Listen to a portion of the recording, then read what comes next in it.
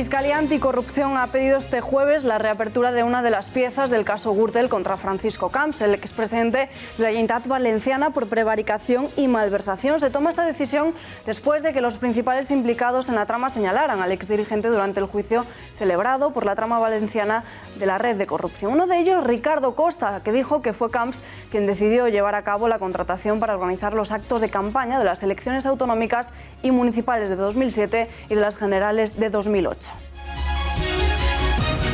Seguimos con el Partido Popular, pero con el caso Púnica. David Marjaliza ha confirmado la aportación de 60.000 euros a la caja B del Partido Popular de Mariano Rajoy. Así de rotundo se lo ha confirmado al magistrado esta misma mañana. Asegura que dio esta cantidad a Francisco Granados para financiar el Congreso del partido en 2004 que Esperanza Aguirre ganó con mayoría absoluta. Al mismo tiempo, otros 60.000 euros, dice, fueron parar a La Puerta y a Bárcenas porque así se lo pidió Granados. A su salida ha dicho ante los medios de comunicación que tiene toda la documentación donde figura el pago de dicha cantidad. Tengo una documentación que aportaremos a la causa donde figura ese pago de esos 60.000 euros, el pago del Congreso del Partido Popular del 2004, creo que es. El Gobierno va a estudiar la manera de ilegalizar las asociaciones como la Fundación Francisco Franco y casi una decena más dentro de una serie de medidas que comprenden también una reforma integral de la Ley de Memoria Histórica de 2007. José Luis Rodríguez Zapatero cree que es importante que el Partido Popular se sume a la Ley de Memoria Histórica, una ley que asegura que ahora plantea cosas que su Gobierno dejó ya apuntadas en 2011, como la salida de Franco del Valle de los Caídos. Y lo que me parece más importante de ese momento, Omar, a ver si convencéis a las nuevas generaciones del PP y al PP, es que el PP, me parece importantísimo, se sume y apoye.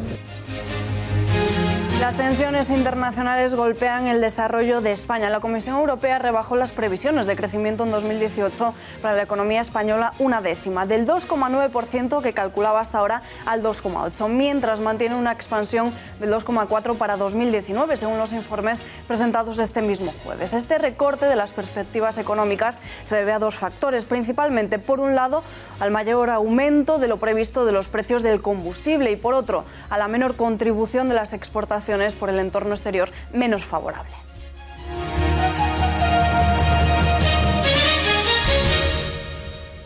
Continúa la campaña por presidir el Partido Popular y la desesperación se apodera de Soraya Sáenz de Santamaría. Ya no sabe qué más decir para poder atacar a Pablo Casado. En las últimas horas ha criticado que el diputado por Ávila se venda como el candidato joven y, por tanto, de la regeneración del PP. Pero atención, porque ella se apodera del discurso feminista. Dice que es mujer y que eso no cambia con el paso del tiempo.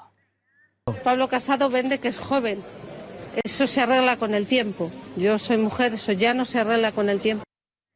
Palabras a las que Pablo Casado ya ha respondido. El Popular se pregunta por la valía de Soraya al pensarse que la han votado única y exclusivamente por su condición de ser mujer. Él sigue rechazando ir en una lista unitaria porque no se pueden cambiar las reglas del juego a estas alturas. Lo que pasa que no sé por qué seguimos hablando de paralizar un proceso en mitad del partido. Ella insiste mucho en ya, que, pero bueno, en que aquí hay un proceso de doble vuelta. Que va a haber lista unitaria. No va a haberla. No va a haberla. ¿Seguro? ¿Lo descarta al 100%? Antes de la, por 100%, pero antes de la votación es que no debe haberla. Pero es que las presiones hasta el día del 20 van a ser tremendas, las debe tener yo ya. Aguanto, en eso, eso he aprendido de Mariano Rajoy, yo aguanto lo que me echen. Ahora, hay que dejar muy claro las cuestiones. No se puede cambiar las normas en mitad del partido. Estamos en la primera parte, en el vestuario, y no vamos a amañar el resultado. Hay que jugar la segunda parte. Entonces yo creo que hay que salir del debate de las normas, del debate del género. Yo escucho hablar... Ahora le escuchará, precisamente hablando del debate del género. ¿De qué sexo tenemos los candidatos? ¿De qué edad tenemos los candidatos? Y hablemos de contenido, porque Pedro Sánchez sigue avanzando mientras nosotros hablamos de cosas que son absurdas. Pero antes de ir con el... Dice, bueno, lo de ser joven se pasa, lo de ser mujer, ¿no? Yo de verdad que es que no doy crédito. O sea, ¿Por qué? Pues que es como decir que a ti te han elegido por ser mujer para presentar Espejo Público. O que a Soraya le eligiera a Mariano Rajoy para ser vicepresidenta por ser mujer. Creo que es una ofensa hacia las mujeres. ¿Pero qué es esto de que los afiliados por votar a una candidata lo hagan por ser mujer? ¿Tampoco vale la candidata? ¿O tanta cuota y tanto hándicap hay en España por ser mujer? Continúan las presiones y peticiones de lista única. El último de ellos ha sido el portavoz del PP en el Parlamento Europeo, Esteban González Pons, que requiere que tanto Soraya como Casado cedan para buscar la posición intermedia que los afiliados han reclamado. Y el Partido Popular está ausente de la oposición, encerrado en su debate interno. Y lo peor es que después del Congreso podemos tener un partido dividido, porque la división que se está produciendo arriba se multiplica cuando viene hacia abajo, hacia las organizaciones locales. Y España no puede permitirse ahora un Partido Popular distraído y después un Partido Popular dividido, por más que divierta el debate interno que tenemos. Y el exministro de Exteriores, José Manuel García Margallo, desvelaba ayer en exclusiva en el programa de esta casa, en El Gato al Agua, hacia dónde se dirigen sus apoyos. Sin sorpresas, Margallo respalda a Casado porque Soraya dice que ofrece más de lo que hasta ahora hemos visto. Sin la menor duda, Pablo Casado. Es decir, creo que la candidatura de Soraya Sáez de Santamaría nos ofrece más de lo mismo, un continuismo absoluto de unas políticas que nos han llevado a una moción de censura que estaba previsto que no pudiese triunfar y ha triunfado, y a un desencanto y a una desafección de los militantes. Y creo que seguir por ese camino esperando que las mismas fórmulas que nos han llevado aquí den distintos resultados es algo que contradice hasta las ciencias físicas, ¿no? Analizamos esta recta final en la campaña a presidir el Partido Popular con el periodista Benjamín López. Tenemos conexión en directo con él. Benjamín, muy buenas noches.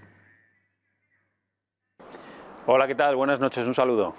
Son ciertas las informaciones que aseguran que Rajoy se mueve en la sombra para que Soraya Sáenz de Santamaría, es decir, ¿apuesta el expresidente por Soraya realmente? Pues la verdad es que te mentiría si digo que tengo información al respecto, no lo sé.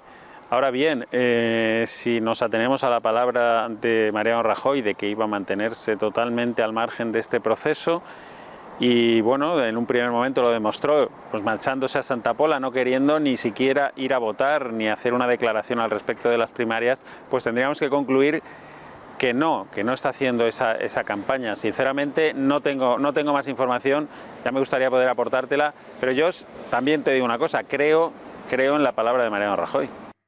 ¿Está habiendo presiones o zancadillas desde Génova 13 a la candidatura de Pablo Casado?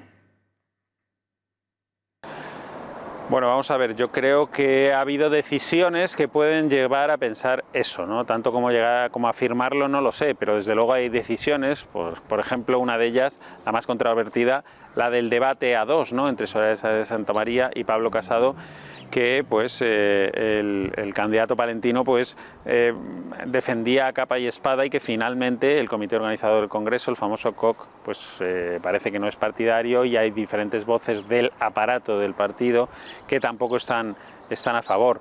Así que bueno, yo creo que sí que hay un ligero sesgo, ¿no?, en decisiones que favorecen o que están más en sintonía con la candidata Sáenz de Santamaría.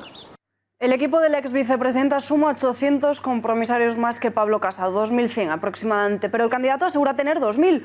Las cuentas no salen, será un resultado muy ajustado.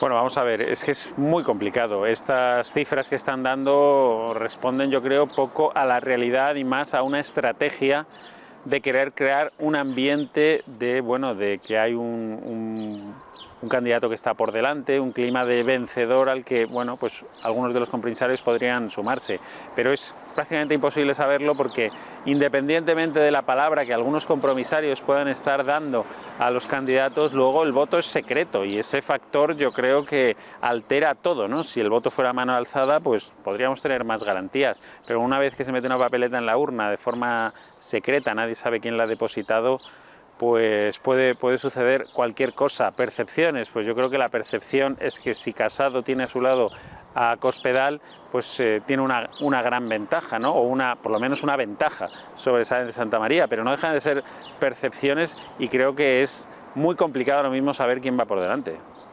Estamos viendo por fin la tensión en esta campaña. La exvicepresidenta lanza mensajes vinculados a su gestión en la Moncloa y a la supuesta capacidad de ganar elecciones adquirida en esa etapa. Y el aspirante apela al rearme ideológico del partido. ¿En qué se están equivocando? ¿Cómo deberían afrontar esta recta final de la campaña presidida del partido? Bueno, realmente no sé en qué se están equivocando, pero yo creo que los dos sí aciertan al poner de manifiesto lo que son sus principales fortalezas. Obviamente Pablo Casado ha hecho mucho hincapié, como decís, en la regeneración política, en el hecho de que el PP vuelva a recuperar determinadas banderas, como por ejemplo la de la unidad de España, la España de los balcones que dice él, que le ha arrebatado clarísimamente Ciudadanos desde las elecciones catalanas, las últimas elecciones catalanas. Y Soraya de Santamaría pues apela efectivamente a lo que ella ha hecho bien, que es la gestión, sobre todo la gestión económica del gobierno, ¿no? Que es verdad que el PP se ha dejado de lado, pues eso, algunos asuntos ideológicos, sí. Ella seguramente, como ha dicho el gobierno durante todos estos años, el gobierno de Rajoy, pues había que atender a lo prioritario, que era la economía. Desde ese punto de vista es una fortaleza, sin duda. La situación económica creo que ha dado un vuelco en nuestro país y lógicamente el que estaba en el poder en ese momento, que era Soraya de Santamaría, trata de atribuírselo. Es yo creo una campaña inteligente por parte de ambos, ¿no? Lo que pasa es que tiene un peso importante la parte ideológica, creo yo, el discurso de Pablo Casado. Ayer escuchábamos a Soraya de Santamaría hablar de que tenía un 63% de apoyo, sumando los suyos a los de Cospedal. También se une al discurso de las feministas diciendo que debería ganar por ser mujer. ¿Está desesperada y ya se ve como la posible perdedora en esta segunda vuelta? Bueno, vamos a ver, este es uno de los factores que a mí me hacen pensar ahora mismo que la balanza se está inclinando del lado de Pablo Casado. Precisamente apelar a su condición de mujer creo que es efectivamente ir un poquito a la desesperada, ¿no? Y más en un partido como el PP, que yo creo que nunca ha tenido complejos para poner a una mujer cuando ha hecho falta y cuando ha tenido los méritos para hacerlo, pues como presidenta del Congreso, como secretaria general del partido, como presidenta autonómica. Nunca ha habido ese tipo de problemas en el PP y parece que es un discurso más de la izquierda, ¿no? Esto de vóteme porque soy mujer y una mujer tiene que llegar al gobierno. Bueno, tendrá que llegar quien lo decía a los ciudadanos, quien esté mejor cualificado a ojos de los ciudadanos independientemente de su sexo. ¿Veremos finalmente a Núñez Feijóo apoyar públicamente a alguno de sus candidatos o seguirá mostrando esa neutralidad a la que nos tiene acostumbrados? Bueno, yo creo que Núñez Feijóo, por lo menos de cara a la galería, va a mostrar neutralidad, ¿no? Hay informaciones que apuntan que, bueno, que tiene más simpatías por Pablo Casado y que él se decanta personalmente por Pablo Casado. Pero insisto, públicamente no creo que haya un paso, eso sí que sería decisivo, yo creo. Núñez Feijóo es como un referente en el partido, todo el mundo hablaba de que si él se hubiera presentado hubiera sido pues prácticamente el candidato único o el candidato indiscutible. Al no hacerlo se abrió pues todo este proceso de primarias que estamos viendo ahora y por lo tanto si él da un paso a favor de uno de los dos candidatos yo creo que decantaría la balanza de forma significativa, pero me cuesta mucho pensar que lo vaya a hacer, la verdad. Uno de los principales temores del PP es Ciudadanos, a donde se han ido muchos votantes de la formación. ¿Qué candidato sería mejor para poder combatir a Albert Rivera? Bueno, vamos a ver, mucha gente se ha ido a Ciudadanos, efectivamente, yo creo que sobre todo a raíz de las elecciones catalanas, ¿no? A partir de ese momento el discurso de la españolidad, de la unidad de España, justa o injustamente, ese es otro debate, pero se lo ha arrebatado, esa batalla la ha ganado Ciudadanos, ¿no? Al PP, el candidato que hace hincapié precisamente en eso, en recuperar los valores tradicionales del PP respecto a la unidad de España, respecto a estar orgullosos de tu bandera, de lo que significa, de tu país, de no renunciar a la españolidad, a la libertad, de igualdad de todos los ciudadanos, ese candidato es Pablo Casado. Yo creo que desde ese punto de vista es claro, ¿no? El candidato que podría hacerle mella es Casado, sin duda, más mella a Ciudadanos que Soraya de Santamaría. Benjamín, gracias por atender a las cámaras de este informativo y buenas noches. Buenas noches, un placer como siempre. Y seguimos conociendo más confidencias de Corina, tal y como revela en exclusiva OK Diario, la princesa alemana desvela en una reunión con el comisario Villarejo y el empresario Villalonga que el rey Juan Carlos cobró parte de la comisión del AVE a la Meca. La mujer de Khashoggi fue la que firmó el contrato con OHL, ¿no? Sí. Y ella copió el contrato para la comisión del tren de alta velocidad en Arabia Saudita. El rey me ha escrito por email que había sido en su oficina diciéndole, oye, voy a ver si Stangané te paga una mitad de su comisión. Ella escribió el informe sobre Iñaki en el 2004 y se lo dio al rey y le dijo... Diciendo, I am very worried. Estoy preocupada. Because he doesn't understand the difference between public and private money. Sí, no distingue la diferencia entre dinero público y dinero privado. Pues a las horas de que estas nuevas grabaciones salieran a la luz, Corina rompía su silencio a través de un comunicado. En él, publicado por la revista Hola, la amiga del rey Juan Carlos afirma que desde hace tiempo ha habido una campaña de descrédito con motivación política contra ella. Breve comunicado en el que reconoce implícitamente la autenticidad de las cintas y no desmiente que la voz sea suya. Desde hace tiempo ha habido una campaña de descrédito con motivación política contra mi persona. Siempre he actuado correctamente y pretendo continuar viviendo mi vida de forma tranquila, con independencia de los años de acoso constante y de los intentos de descrédito público que he padecido con un sinfín de información falsa. Tengo un enorme respeto por las instituciones de España, pero no puedo permitir ser utilizada en un conflicto que no me atañe. Y según OK Diario, los técnicos de Hacienda ven indicios para realizar una inspección al rey Juan Carlos tras las revelaciones de Corina, que ha publicado en exclusiva por este mismo medio. El sindicato de técnicos del Ministerio de Hacienda asegura que las confidencias de la princesa alemana ponen de manifiesto evidencias suficientes como para que abra oficialmente una comprobación de los movimientos de dinero del rey emérito y de su patrimonio y cuentas en el extranjero. Aseguran que se abre la puerta a la necesidad de revisar fiscalmente la legalidad de estos capitales y operaciones. Todos estos datos, desde luego, deberían llevar a la agencia tributaria a demostrar, tiene la ocasión de demostrar en este momento que no hay escudos fiscales y que desde luego se deberían de investigar. Sin entrar a valorar si debería abrirse un procedimiento o no, la ministra de Justicia, Dolores Delgado, ha valorado las circunstancias en las que está don Juan Carlos a efectos judiciales. Delgado avisa de que el rey emérito tiene aforamiento, pero no inviolabilidad. Detenido por organización criminal un comisario socio de Villarejo. El arresto se ha precipitado tras la publicación de los audios de Corina, en los que denuncia que ha sido utilizada como testaferro del monarca. ¿Cómo consigue Villarejo toda la información? ¿Qué contactos tiene? ¿De quién se nutre? Horas después de que se filtraran a los medios de comunicación diversas grabaciones a la princesa Corina, la amiga del rey emérito don Juan Carlos, agentes de asuntos internos han detenido al comisario Enrique García Castaño por su presunta relación con la investigación que a día de hoy mantiene en prisión al excomisario de las cloacas del Ministerio de Interior, José Manuel Villarejo. García Castaño, uno de los comisarios veteranos con más poder y conocimiento que ha ocupado una plaza fundamental en la Comisaría General de la Información, durante años ha conocido todas las investigaciones más importantes en la policía. Se le relaciona entonces con los trabajos privados que hacía el señor Villarejo como detective en sus ratos libres, utilizando los contactos de la policía. ¿Y quién se los pasaba? Se cree que García Castaño y otro agente, Antonio Bonilla, se sirvieron del Estado para proporcionar documentación y secretos a Villarejo sobre las personas a las que estaba investigando el excomisario. Presumiblemente lo hacían a cambio de dinero, lo englobado en la llamada Operación Tándem. García Castaño y Bonilla, acusados de delitos de revelación de secretos y cohecho impropio, pasarán a disposición judicial mañana viernes junto con la pareja y la hija de García Castaño, que han sido citadas como imputadas. Villarejo, un excomisario listo, astuto, con contactos, inconformista y con ganas de ganar dinero. Una tapadera de esa alcantarilla que son las cloacas, que parece que están inundadas y empiezan a salpicar barro. Hablamos de todo ello con Eduardo Inda, director de OK Diario. Le saludamos ya. Eduardo, muy buenas noches. ¿Qué tal? Muy buenas noches desde OK Diario. Corina confiesa que Juan Carlos cobró parte de la comisión del AVE a la Meca, pero ¿a cuánto ascienden estas comisiones y de dónde han salido?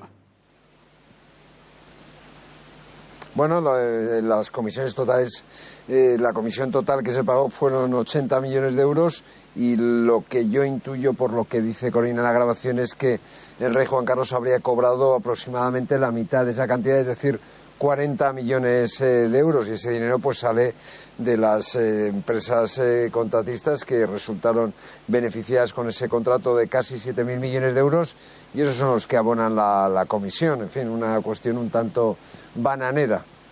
¿Era consciente Corina de que estaba siendo grabada? Es decir, ¿se podría haber hecho a propósito para preparar una especie de chantaje? No, aquí de chantajes, en fin, o sea, esta es una cuestión siempre que salen informaciones.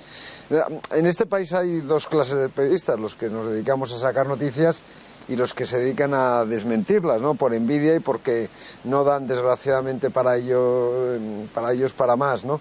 Y lo que hay que decir es que aquí no hay ningún chantaje, aquí lo que hay es que se va y se graba a esta señora, y esta señora dice lo que dice. Eso es en lo que nos tenemos que centrar, porque estamos hablando de la comisión de bastantes delitos, es decir, para empezar de delitos fiscales, para empezar podría haber delitos de cohecho, para continuar podría haber delitos de malversación de caudales públicos, en fin, habría una suerte de delitos notable y notoria, que es lo que hay que investigar aquí, que es que si son chantajes, si dejan de ser chantajes, eso son las excusas que se buscan algunos periodistas, porque ellos no se dedican a desmentir, son desmentidores oficiales, y ese es el argumento que está utilizando el Centro Nacional de Inteligencia para esconder sus vergüenzas. Según la princesa, ¿quién daba las instrucciones en el Instituto NOS? No lo que...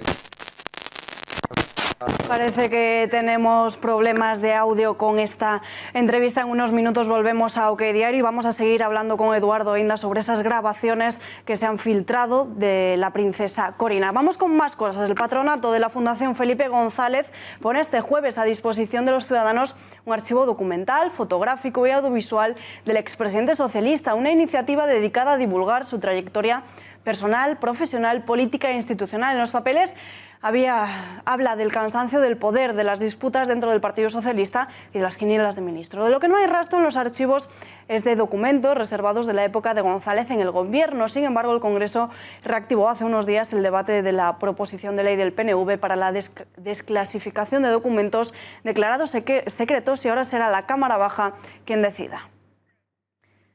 Entre 1974 y 1997, Felipe González llenó 80 cuadernos manuscritos, medio millón de documentos, archivos personales, cartas y más de 3.000 fotografías que salen ahora a la luz y muestran los 23 años de González como presidente y líder del Partido Socialista.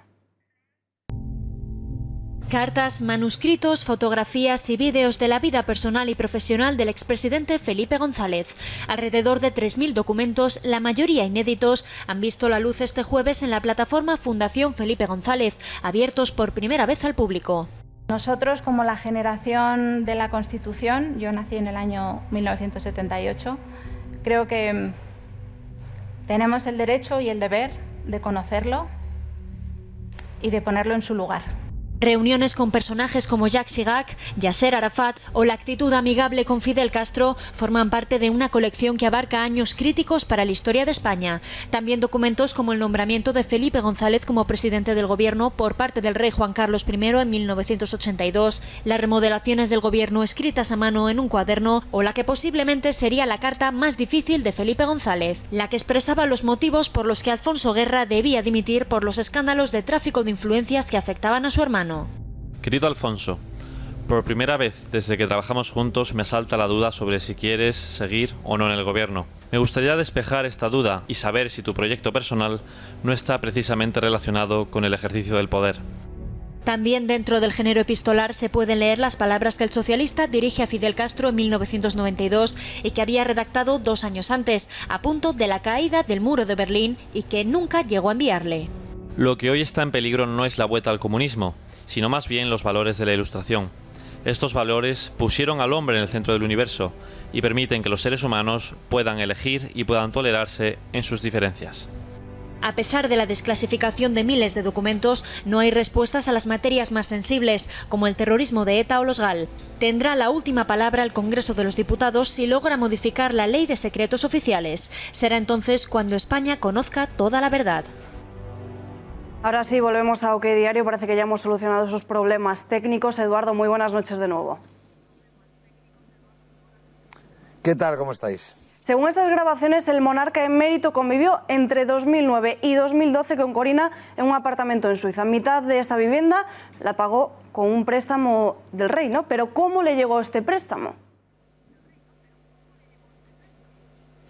Bueno, ese préstamo va de Suiza a Suiza, eso sale de las cuentas que teóricamente controlaba y controla el rey Juan Carlos a través de testaferros, y ese dinero, pues el tránsito lo hace dentro de la propia Confederación Helvética, es que no sale de territorio helvético. Bueno, y era un apartamento, es un dúplex en una de las localidades más importantes de Suiza, y estamos hablando no de un apartamento de 200.000 euros, sino de un dúplex de 6-7 millones de euros. ¿Cuáles serían las responsabilidades del rey? ¿Debería investigarlo la agencia tributaria? Hombre, evidentemente, es decir, a cualquiera de nosotros nos pillan con una cuenta en Suiza o se descubre que hay indicios de que cualquiera de nosotros tenemos una cuenta en Suiza, la agencia tributaria tarda en reaccionar 24 horas, 48, pero no creo que llegue a los 3 días. Inmediatamente te hacen una inspección que te dejan tieso, y en algunos casos pues se cursan se pide a la Fiscalía que curse las comisiones rogatorias correspondientes, y no puede ser de otra manera en este caso porque, insisto, la princesa Corina da toda suerte de pruebas sobre las cuentas que maneja y controla el rey emérito a través de varios testaferros, entre otros Dante Canónica, que es uno de los grandes constructores de estructuras offshore en Suiza, y a través de su primo Álvaro de Orleans y Borbón, ¿no? Por tanto, yo creo que lo primero que habría que hacer es abrir una investigación por parte de la agencia tributaria. La Fiscalía tendría que actuar rápidamente de oficio, y lo primero que tendrían que hacer es tomar declaración a Corina Sayn-Wittgenstein, y inmediatamente después a Álvaro de Orleans y también a Dante Canónica, que es el jefe de todo el entramado que al parecer se diseñó para ocultar fondos del rey Juan Carlos. ¿Cómo era la ruta del dinero que el rey gastaba en vuelos y estancias? Bueno, el rey Juan Carlos, según desvela, es palabra de Corina Sayn-Wittgenstein. Ella lo que dice es que, por ejemplo, cuando hacían un viaje, pues siempre iban en avión privado. La hora de avión privado pues sale a unos 6.000 euros, y lo que hacían era, bueno, pues si se iban, por ejemplo, a Estados Unidos, pues el vuelo privado te podía costar 150.000, 200.000 euros, más los hoteles, etcétera, etcétera. Lo pagaba en primera instancia el exmarido de Corina, y luego lo que hacía el rey Juan Carlos, daba las órdenes pertinentes a sus testaferros para que pagasen dentro de Suiza ese dinero al exmarido de Corina. Se compensaba la deuda y no había rastro de la utilización de esos fondos para esos viajes, ni por parte del rey Juan Carlos ni por parte de sus testaferros. Eduardo Inda, desde OK Diario, gracias y buenas noches. Muchas gracias a vosotros. Muy buenas noches desde OK Diario. Varapalo a la justicia española. Alemania decide extraditar a Carles Puigdemont únicamente por el delito de malversación, no por el de rebelión. El Tribunal Superior de Estado alemán de Holstein, que debía decidir sobre su entrega, ha emitido su decisión esta mañana y ha dejado libre a Puigdemont del cargo de rebelión, que pesa sobre el resto de dirigentes independentistas catalanes presos en España. La extradición solo se hará efectiva cuando la apruebe la Fiscalía alemana. Esto implica que Puigdemont no podrá ser juzgado por el delito de rebelión, castigado con hasta 30 años de cárcel. Si solo se le juzga por malversación, se enfrentaría a una pena de 12 años. Y el expresidente Carles Puigdemont ya ha reaccionado a la decisión de la justicia alemana de no extraditarle por el delito de presunta rebelión. Puigdemont ha escrito en las redes sociales que se ha derrotado a las mentiras del Estado. Hemos derrotado la principal mentira sostenida por el Estado. La justicia alemana niega que el referéndum del 1 de octubre fuera rebelión. Cada minuto que pasan nuestros compañeros en prisión es un minuto de vergüenza e injusticia. Lucharemos hasta el final. También a través de las redes sociales, el presidente de la Generalitat ha asegurado que es una gran noticia. Ya a la salida de su visita a los exconsellers cancelados en Lledoners, Quim Torra aseguraba que la decisión de la justicia alemana significa la demostración de que no hubo delito de rebelión. Una gran noticia, muy contento por el presidente Puigdemont y porque se demuestra una vez más los engaños y mentiras de una causa judicial que nunca debería haberse iniciado. Será en Europa donde ganaremos. Que hoy ha quedado demostrado en Alemania que no existe el delito de rebelión. Ese relato ficticio que el Estado español ha ido construyendo. 4 países en Europa están juzgando de una determinada manera y España todavía pretende juzgar por otra, ¿quién tiene un problema? ¿La justicia española o 4 países europeos? España toma nota de lo que ha pasado hoy en Alemania y actúa en consecuencia. Nuestros diputados tienen que poder volver al Parlamento y ejercer su labor como diputados y estar en casa con sus familias. Y el expresidente del Gobierno, José Luis Rodríguez Zapatero, ha puesto de manifiesto sus dudas sobre si hubo delito de rebelión. Ha recordado que siempre ha expresado que la crisis con el separatismo solo tiene una solución política y que para ello es necesario el diálogo y que los actos unan. El Zapatero 2.0, Pedro Sánchez, dice respetar las resoluciones judiciales. Exige política. Solo tendrá una solución política. Y las soluciones políticas solo se construyen con el diálogo, con la inteligencia y con la capacidad de producir actos que acerquen y no separen. Fíjese, cuando era líder de la oposición y ahora como presidente del Gobierno siempre he mantenido la misma máxima. Las resoluciones judiciales no se califican, se respetan. Y eso es lo que hace este Gobierno. Respetar todas y cada una de las decisiones judiciales, ya sea en España, en Bélgica, en Alemania, donde sea. Lo acaban de escuchar. Sánchez muestra su respeto por las decisiones que tome la justicia, pero no opinaba lo mismo sobre la sentencia de la Manada, la cual ni respetó e incluso criticó. Ella dijo no. Te creímos y te seguimos creyendo. Si lo que hizo la Manada no fue violencia en grupo contra una mujer indefensa, ¿qué entendemos entonces por violación? Respeto también a la decisión judicial desde el Partido Popular, pero creen que se premia al que se fuga. Por su parte, para los separatistas, esta decisión confirma que no hubo ni siquiera ni sedición ni rebelión. Cualquier poder público, y en este caso se trata de hablar en nombre de una candidatura de un partido, tenemos que tener el máximo respeto por las decisiones de los tribunales. Quizás al gobierno de Sánchez le podría servir esa aprobación de extradición por parte de Alemania sobre la malversación para darse cuenta que lo último que tiene que hacer es levantar el control de las cuentas de la Generalitat. Expresamos el máximo respeto respecto a la decisión del tribunal alemán, como hemos hecho siempre respecto a los tribunales de cualquier país. Respeto por todas las decisiones judiciales va absolutamente por delante. Ahora bien, la valoración política que hemos de hacer es que nos da la impresión de que se puede producir, o que si eso se lleva a término de esta manera, va a producir es una situación de desigualdad. Lo que hoy nos ha dejado claro la justicia alemana es que no hay rebelión, no hay sedición, no hay desórdenes públicos, no hay ningún delito relacionado con la violencia. Pero atención, tampoco hay malversación. El abogado del expresidente catalán, de Carles Puigdemont, pidió ayer públicamente al gobierno de Pedro Sánchez que desactive a Vox, el partido que está impulsando los grandes procedimientos judiciales contra los independentistas. La vía propuesta por Jaume Alonso Cuevillas pasa por abrir investigaciones contra el partido que lidera Santiago Abascal. I desactivar Vox, avui hi havia, ja que estem citant la literatura jurídica més al dia, cito un tuit ara del Joan Queralt que ho explicava. En un cas és donar una instrucció, un foli, i en un altre cas és desactivar a Vox, que el govern té mecanismes per poder-ho fer. Sí? Sí. Com? Hi ha moltes possibilitats per poder desactivar. Des del convenciment amb la gent de Vox és difícil això, no? Però, clar, es podria investigar Vox, també. Però perquè s'investigui a Vox algú ha de demanar. Sí, però és a dir que el govern, un estat, i el govern és el que domina els mecanismes de l'estat, té eines per fer moltes coses. Tiempo ahora de analizar esta decisión de la justicia alemana y para ello tenemos conexión con Rafael Murillo, catedrático en Derecho Constitucional. Le saludamos ya, señor Murillo. Muy buenas noches.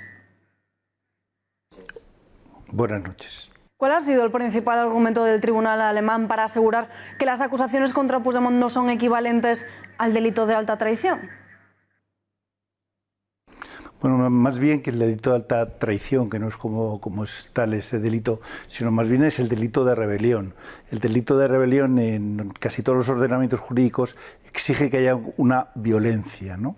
Y ese concepto de violencia se suele entender como violencia física, si bien nuestra jurisprudencia, nuestro Tribunal Supremo ha entendido también la violencia como intimidación. Y en este caso ya el tribunal alemán no ha interpretado el tema de la rebelión como instrumento en el cual se ha utilizado la violencia y por lo tanto solamente dentro de lo que es la euroorden, pues solamente ha admitido dentro de los delitos que se exigía el de malversación de caudales públicos. ¿Puede recurrir la justicia española a esta decisión? ¿Qué opciones tienen los magistrados de nuestro país para que los delitos que se le atribuyen a Puigdemont no queden impunes?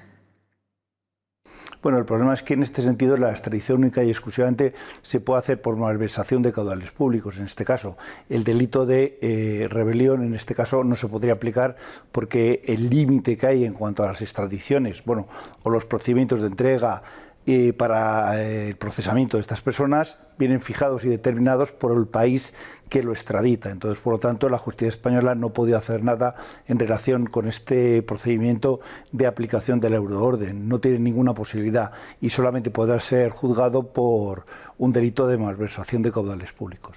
¿El magistrado Pablo Llarena retirar la euroorden que pesa contra el expresidente, contra Carles Puigdemont? Hombre, en este sentido, ya una vez que se ha puesto en marcha todo el procedimiento, ya no es retirable la euroorden. La euroorden tenía que haber sido retirado previamente, en ese sentido. Y si se da cuenta, la euroorden se activó en el momento en que el señor Puigdemont ya no estaba en Bélgica, sino que estaba en Alemania. Y por lo tanto se activó en un momento concreto y determinado que se sabía que el señor Puigdemont estaba en otro país distinto que no era el belga. La justicia, como se aplica y en los criterios de aplicación de la euroorden, en este sentido, pues vienen así determinados y por lo tanto es bastante complicado y complejo la posibilidad de que el señor Puigdemont sea acusado en España y por lo tanto procesado por un delito de rebelión. Si finalmente Puigdemont es únicamente extraditado por malversación, ¿a cuántos años de prisión se le rebajaría la condena? Bueno, normalmente puede llegar, yo creo recordar que es hasta los 9 años.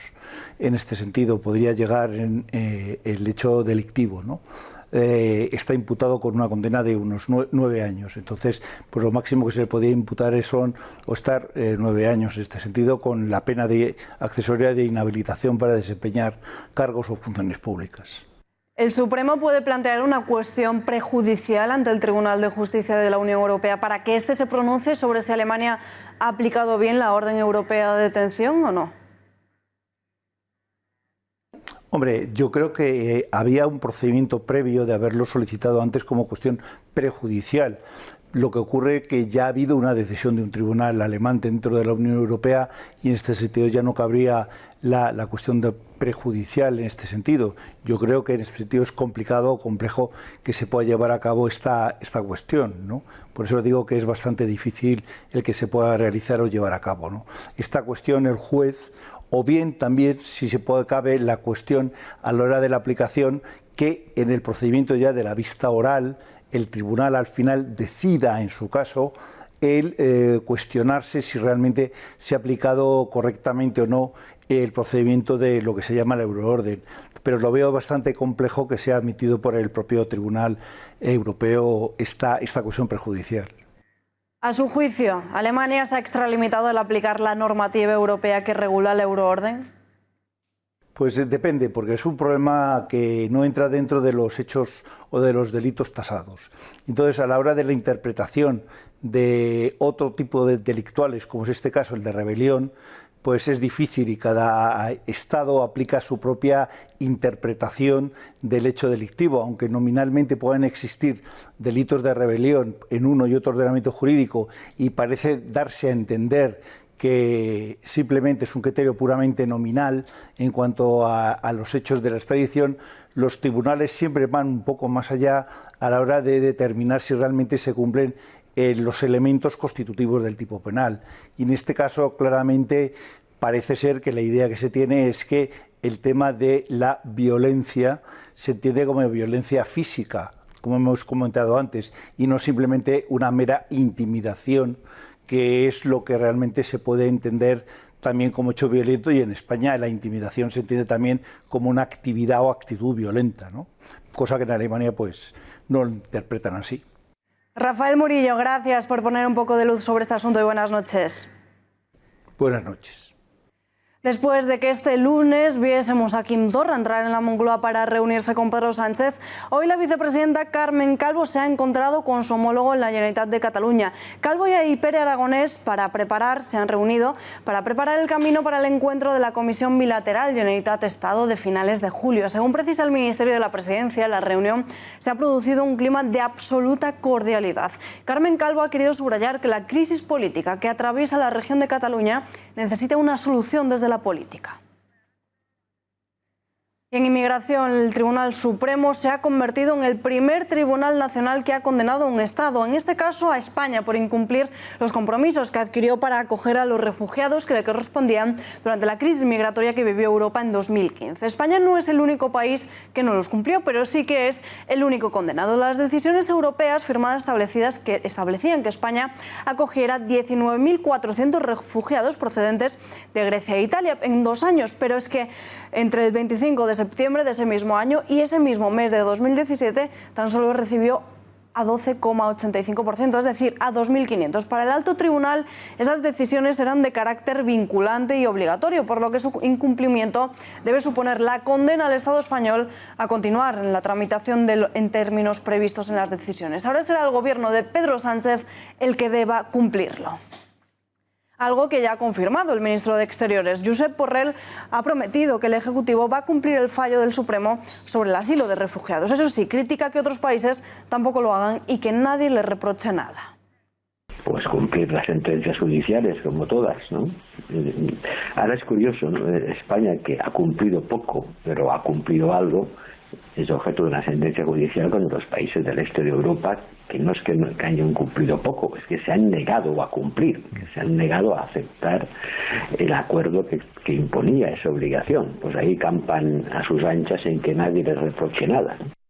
El Gobierno va a estudiar la manera de ilegalizar las asociaciones u organizaciones afines al franquismo, como es el caso de la Fundación Franco y casi una decena más, dentro de una serie de medidas que comprenden también una reforma integral de la Ley de Memoria Histórica de 2007. Para ello quieren crear una comisión de la verdad, resignificar el Valle de los Caídos en los términos recomendados por la comisión que estudió el asunto en el año 2011 y retirar toda la simbología.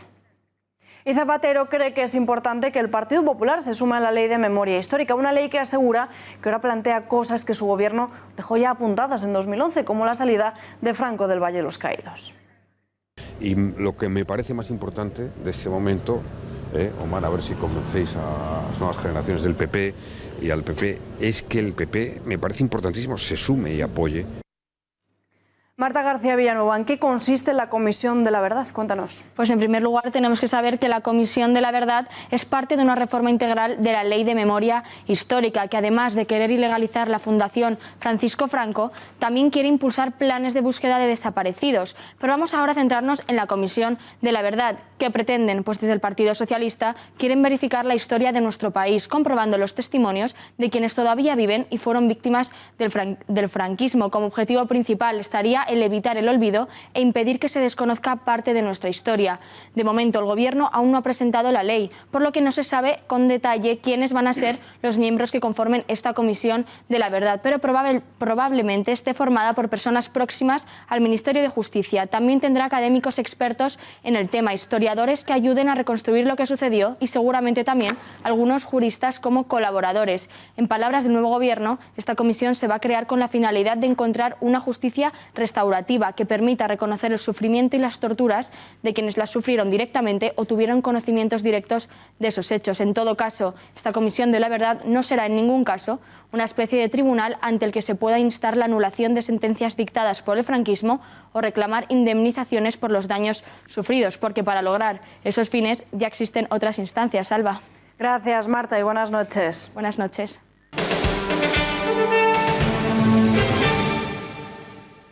Abrimos página internacional y nos vamos hasta Austria.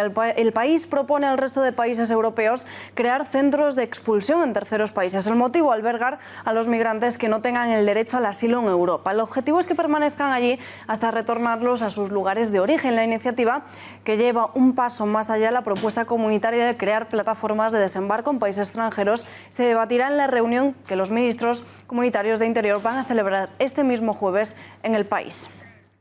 Y de Austria hasta Bruselas, hasta la cumbre de la OTAN, Donald Trump ha arremetido con dureza contra varios países, entre ellos Alemania, Bélgica y España, por su bajo gasto en defensa. El presidente estadounidense aseguraba que los aliados se comprometieron a dedicar el 2% en defensa, pero ha cambiado de opinión y cree que el 4%, el doble, sería lo más adecuado. Donald Trump ha forzado a convocar una reunión de urgencia del Consejo Atlántico por su insistencia en forzar al resto de países europeos que gasten más en defensa. Ha llegado a amenazar con que Estados Unidos se irían de la OTAN si el resto de aliados no cumplen las exigencias de Trump.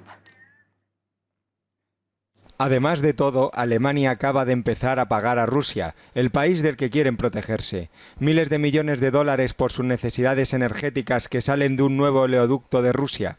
No es aceptable. Todas las naciones de la OTAN deben cumplir su compromiso 2% y que en última instancia debe ir a 4%. Miriam Olivas, ¿cuál es el gasto en defensa de otros países de la OTAN? Vamos a ver, Alba, las exigencias de Estados Unidos a sus aliados de la OTAN no son nuevas y vamos a conocer cuál es el gasto de los países que forman parte de esta alianza. Estados Unidos intenta que sus aliados aumenten su gasto militar y el resto de países hablan de otro tipo de aportaciones, aunque es cierto que Estados Unidos es el país que más aporta a la OTAN. En 2017, el 3,61% de su PIB fue destinado a este sistema de defensa colectiva, lo que equivale a casi 700.000 millones de euros. Supera solventemente, por lo tanto, el gasto objetivo de la OTAN, que es del 2%, desde que así se decidiera en Bélgica en 2014. España, en este sentido, sería el tercer país por la cola en contribución a la alianza. De nuestro PIB, el 0,9% se destina a defensa, algo que para Trump es insuficiente y no duda en señalar directamente a nuestro país. ¿Pero qué países cumplen con este 2%? Pues bien, son solo 4 países. Grecia es el segundo país que alcanza y supera el mínimo con un 2,4%. Reino Unido es el tercer país con un 2,1%.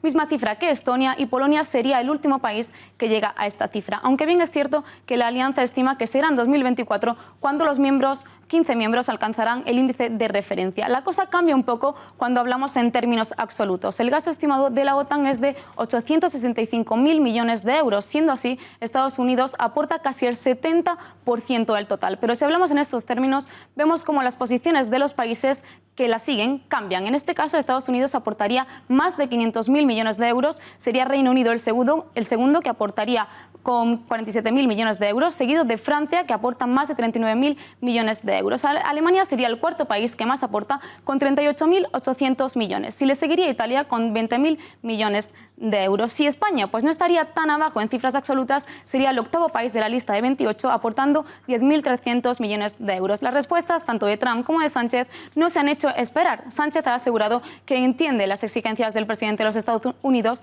pero que España ofrece otro tipo de aportaciones. Vamos a escucharlo. En primer lugar, lo que son las capacidades, donde estamos muy por encima de la media, y en segundo lugar también las contribuciones, donde estamos de largo muy por encima de la media de los aliados. Es decir, somos empáticos con la demanda que plantea la administración norteamericana, pero para ser justos, es evidente que España es un país fiable, es un país comprometido con el vínculo transatlántico y sobre todo es un país activo. Somos un país muy activo en misiones internacionales.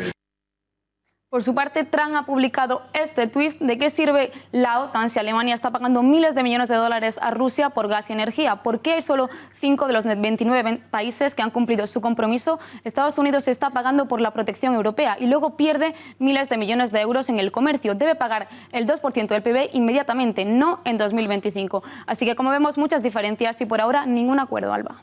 Gracias, Miriam, y buenas noches. Y nosotros nos despedimos ya. Se nos ha acabado el tiempo. Volvemos mañana a las 8:30 con más información. Mientras tanto, les dejamos con el tiempo, tiempos modernos y el gato al agua. Hasta mañana. Que tengan una buena noche.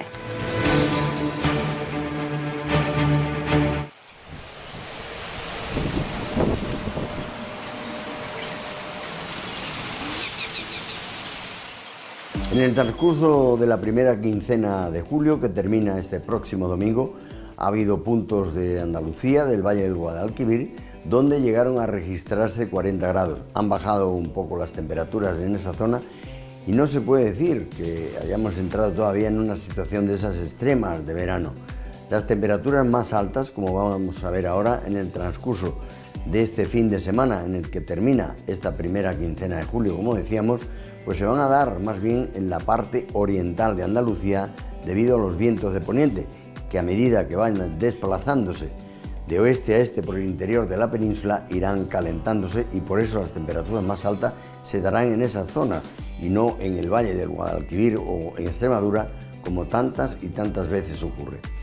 En la jornada de mañana, como ocurrirá en la tarde de hoy, de nuevo chubascos de carácter tormentoso en puntos del tercio norte de la península, en el Cantábrico, en zonas de Castilla y León, también en La Rioja y en los Pirineos. Chubascos que en ocasiones no solamente sean tormentosos, sino que pueden ir acompañados de granizo. En el resto de la península, predominio de cielos poco nubosos o despejados, quizás también alguna tormenta en puntos de la Comunidad Valenciana y unas temperaturas que, como vamos a ver a continuación, pues no son excesivamente altas, como decíamos, en la parte oeste. Las más altas se darán en la zona oriental y en el centro.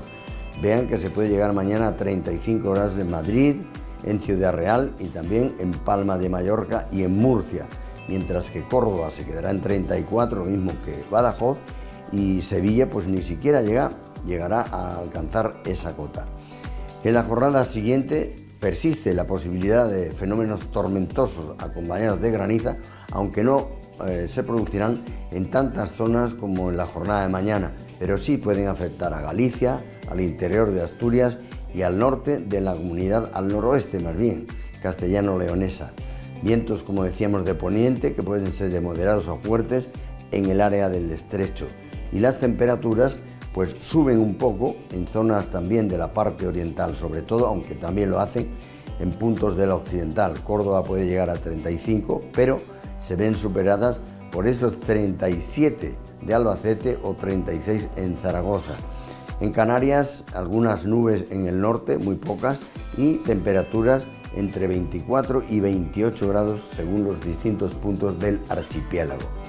Y en la jornada del domingo, finalizando la semana, persiste la posibilidad de chubascos que pueden ir acompañados de tormenta en Galicia, en Asturias, en Cantabria y también en puntos del norte o noroeste de Castilla y León, así como en La Rioja y la cuenca alta del Ebro en general. Ambiente soleado en las demás regiones y temperaturas que siguen subiendo y se llegará quizás a los 36-37 grados en capitales como Valencia, 38 se pueden alcanzar en Murcia, pero vean Córdoba, que ya decíamos,